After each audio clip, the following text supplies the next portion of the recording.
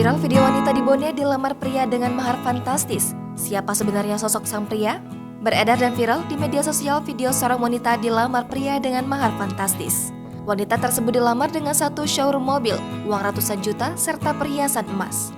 Netizen di media sosial pun dibuat penasaran dengan sosok pria yang melamar wanita tersebut.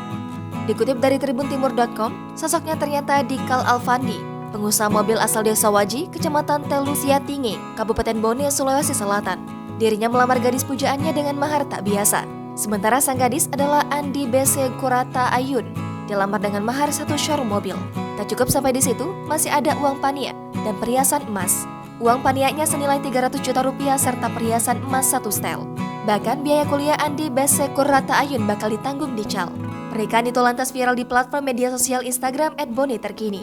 Dalam video amatir, tampak seorang perempuan membawa kotak bening berisi uang tunai. Sementara di dalam kotak itu ada 3 tumpukan uang pecahan Rp100.000. Wanita berkebaya merah lantas naik ke tangga rumah panggung, lantas diikuti tamu yang membawa seserahan lainnya. Ayah mempelai pria, Suradi membenarkan hal ini. Informasi beredar acara Mapen Redui berlangsung tanggal 26 Mei lalu di Maros.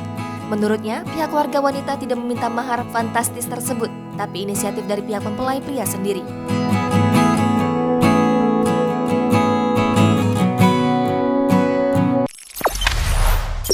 Jangan lupa subscribe, share, komen, dan like ya.